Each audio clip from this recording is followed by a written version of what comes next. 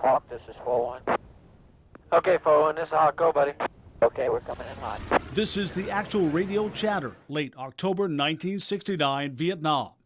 Near the Cambodian border, Chicken Hawk, the handle for Bill Albrecht. As long as they hear you up there, and you put out a little bit here and a little bit there, they're not going to try a hell of a lot because they know what you people can do. He had just arrived on this spot, Firebase Kate, one of 3 small hilltop fire support bases covering a special forces camp. Kate was home to 27 American artillerymen and 130 Montagnard tribesmen, or mountain people, fierce fighters. When the new commander arrived, some men were playing volleyball and cards, not expecting much trouble. We were such a minor target. We figured, well, they were telling me that there was nothing, it was kind of like a holiday. You're going to go out there for 30 days and run security. It's your turn. The other guy is going out. You're just going to have to go out there and sit on your butt for 30 days. But he ordered immediate defensive preps just in case. And in just a matter of hours, they would all be put to the test as a patrol waded into the waist-high grass in the dense jungle below their hill. All hell broke loose, and they come running back. It was a heck of a firefight. They ran back into Kate, and they go, Beaucoup VC, which, they're French. Well, I mean, French influence. A lot VC, anybody shot at him was VC. Albrecht called in Spooky for air support. Old lady up here is ready to clear her throat and do a little talking for you. It has a minigun, and it can shoot out and put a round every square foot. You're putting it dead in on them, dead in on them. I tell you that right now. I'd like you to put a few rounds on the other side of the slopes. Believing the threat was over, they went to sleep and got a wake-up call they would never forget. Crack of dawn, incoming, and I mean a lot of it. Rockets, recoilless rifle, mortars, small arms. We got hit, and we got hit quick, and we got hard. We took a lot of casualties. Everything from 57 recoilless to 82 mortars to small arms. Instead of backing away, Bill grabbed 40 men and took the fight to them. Bill's men tried to flank the enemy near Ambush Hill, but the pilots above warned thousands were instead flanking them. Their point man, a Montagnard, down. Albrecht determined to get him out. I needed to gain their trust. I needed to earn their trust. They needed to know that I would go the extra mile for them because I was certainly going to ask them to go the extra mile for me. Running through the high grass, he came out with a man in a fireman's carry. They returned to Firebase Kate, but the fight was far from over. The North Vietnamese were determined to finish them off. They were coming at us in mass waves. Air support and artillery from other units helped, but the enemy just kept coming and soon brought in anti-aircraft. Hawk, this is 4-1. We're just going to start working all the way around you, babe. Okay, buddy, that sounds real good, real good. Go ahead. They blew Joker 8-5 out of the air on his final. It became suicidal for close air for the helicopters.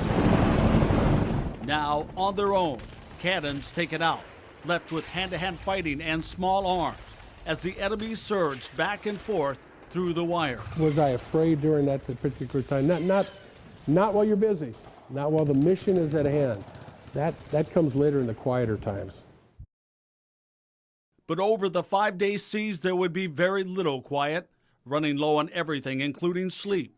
Some men were shell-shocked, Albrecht himself wounded from shrapnel. But the men here kept fighting, kept holding out hope, their last hope. The Special Forces strikers would parachute in to get them out. We saw about 200 land. Then we saw the enemy shift over to them, like 1,000 enemy against these 200. So close, but the rescuers themselves had to dig in where they were. Higher command sent word no help would come. Perhaps not worth the risk to save the hill, to save Bill's men. They had 3 choices: surrender, die in place, or fight their way out on foot. Thousands of North Vietnamese were amassed all around them. The sounds of the snipping of barbed wire revealed just how close they were. Oh God, I was scared. I was so scared I had the handset of the mic depressed, and I couldn't receive until you were let go of it, until my RTO kind of smiled and said, "Sir, you got to let go of that handset."